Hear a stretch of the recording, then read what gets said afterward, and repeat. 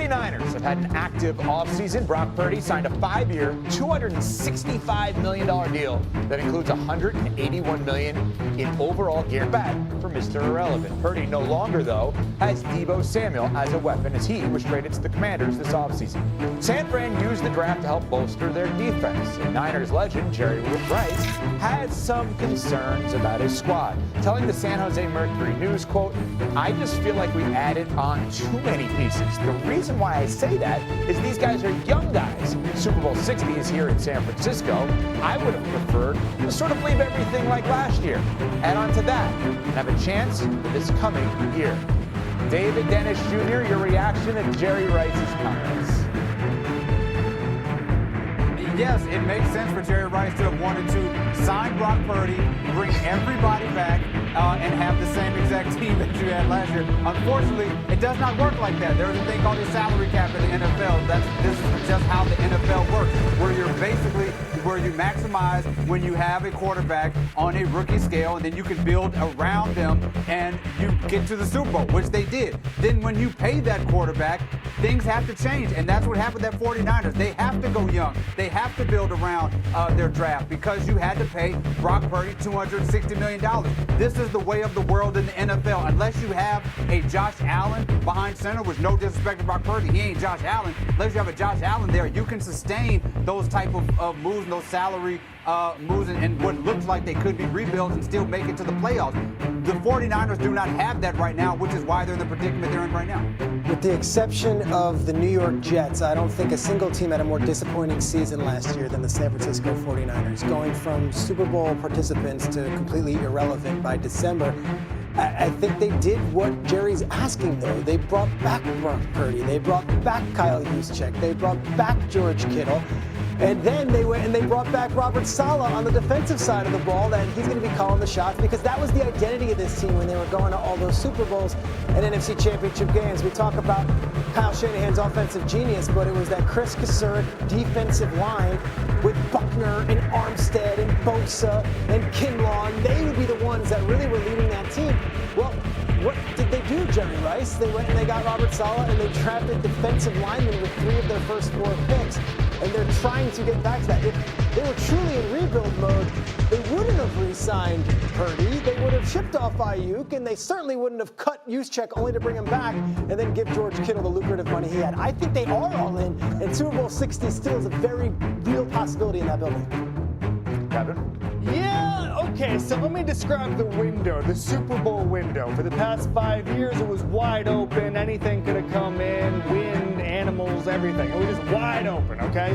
It's cracked now. It's cracked open. You can still see it. There's a little bit of light coming in, a little bit of a breeze coming in, but it ain't like it used to be, okay? And that's because, as David said and Peter said, the roster has changed. You're paying Brock Purdy a lot of money. Obviously, Deebo Samuel is out of town. You still have Brandon Ayuk. He's a little bit diminished from what he was a couple of years ago. Maybe they should have traded him a couple of years ago when that seemed to be on the table.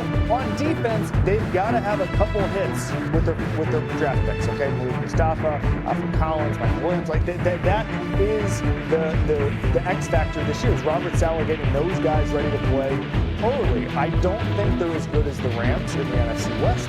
I don't think they have much of a chance. You know, a couple of years ago, we talked about the Eagles and how stacked their roster was. That used to be the Niners. That used to be the Death Star. That used to be every position group and every position unit was top 5 in the league. It's no longer like that. So it's on Purdy. And as David said, I don't think Purdy's the type of guy, when I do my quarterback tiers, that props open a championship window. He's not that guy to me. He can excel within the confines of Kyle Shanahan's offense with a great roster. I just don't see it for them in the NFC this year. David Dennis Jr. Peter said the window's open for the Niners. Kevin is saying it's basically not. Where are you on this?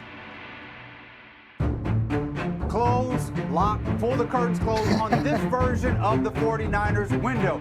This 49ers window got to the Super Bowl a couple times, probably could have won at least one of those against the Chiefs, and did everything you did within that window. This is a good window. Last year, the problem was at the end of that window, before you signed Brock Purdy, everybody got hurt, and you had a disastrous season. That was the last part of that window. Now, what you can do in these situations, when you draft young, when you have a guy like Saleh, when you have what you hope is a great quarterback like Purdy, you move on to the other side of the room and you open up a new window and hope that that becomes becomes your competitiveness. But what we saw with the Deebo Samuels, with the Purdy's, with all these guys they had, where you had so much depth and so much talent, that version of the 49ers, that window is closed.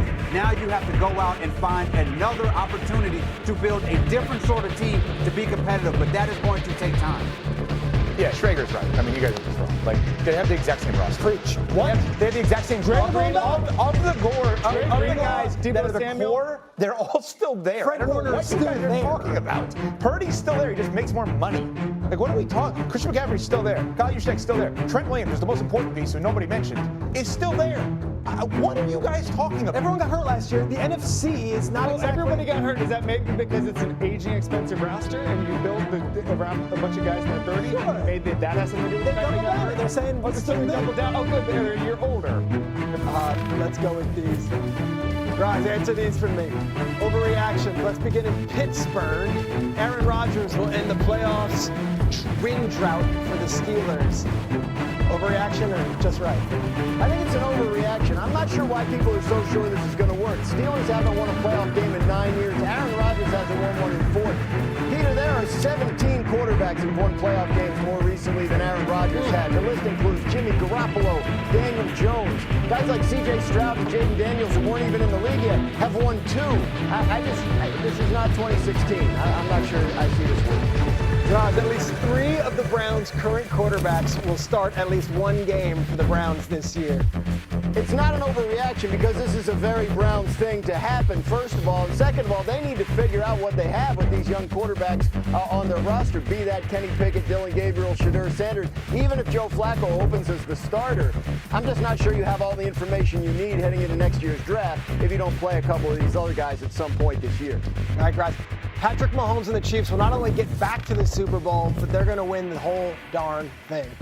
It's not an overreaction. They're one game short of the Super Bowl title last year. It's not crazy to put them back in that game. Mike T has already made the point this morning. They've improved in key areas. I think they were embarrassed in that game, and that's going to drive them this year.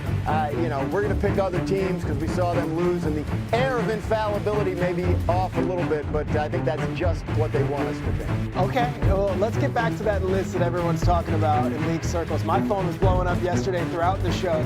Some people outraged with some of these rankings. Top 10 quarterbacks in the league according to NFL executives, coaches, and scouts. You see the usual suspects up top. Yesterday on Get Up, Dan Orlovsky said the gap is actually shrinking, though, between number 1 and the rest of the best quarterbacks. The gap has never been this ridiculously big gap when it comes to Patrick, Lamar Jackson, and Josh Allen, and Joe Burrow. All 3 of those guys had better seasons last year than Patrick did, yes. But there is the reality that Patrick, not once, not twice, but 3 or 4 times, has played his absolute best when it's been needed the most. Those other 3 guys haven't necessarily done that. When it comes to the ability to play, those guys have always been kind of nipping at his heels. Up a lot of controversial takes online. It created a lot of buzz. But, Hawk, we do get Mahomes at number 1, which seems like everyone agrees on that.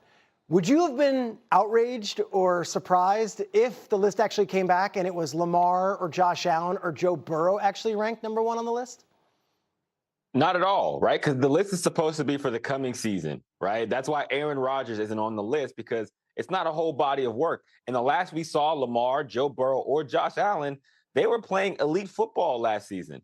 And if I told you that at the end of this season that Josh Allen was going to have an MVP year, win the Super Bowl, or Joe Burrow had an MVP year, won the Super Bowl, or Lamar Jackson.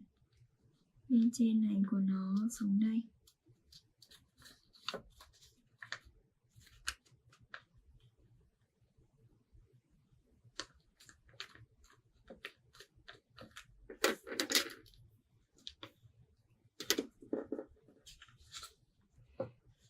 Sau đó mình sẽ gấp đôi cái phần này của nó vào đây nhé.